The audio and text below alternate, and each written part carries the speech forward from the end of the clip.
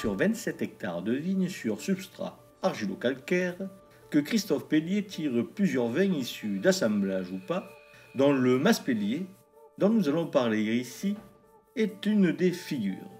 Le vigneron tient les deux bouts de la chaîne viticole et se présente d'emblée comme un rébouchier.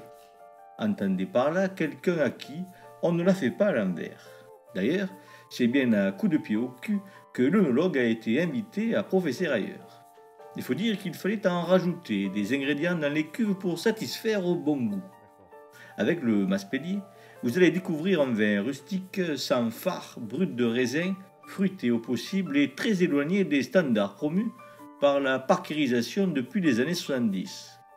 Pour tout vous dire et vous donner mon sentiment personnel, si on peut être qu'ancien en termes de morale et suivant les préceptes de la raison pratique, il est difficile de l'être toujours en termes d'esthétique. Et en ce qui concerne le vin, il n'y a bien que notre propre palais pour nous dire ce qui nous va, ce que nous préférons, ce qui nous indiffère. Bien sûr, la connaissance des pratiques, la philosophie de production compte beaucoup.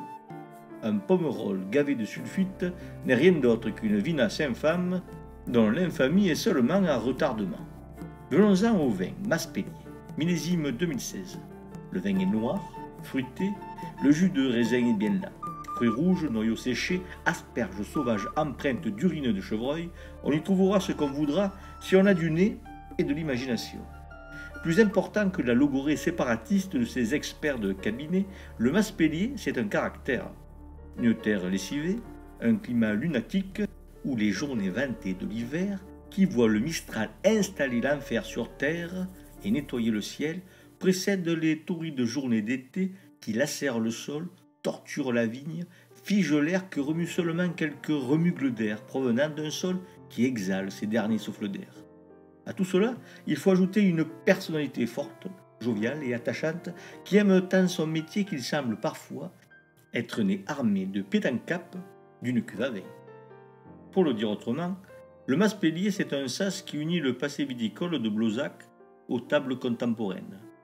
Il relie ces temps anciens où le vin est une boisson quotidienne que l'on trempe à l'eau, à la viticulture moderne qui vise à la fois la qualité et l'art de produire des vins propres.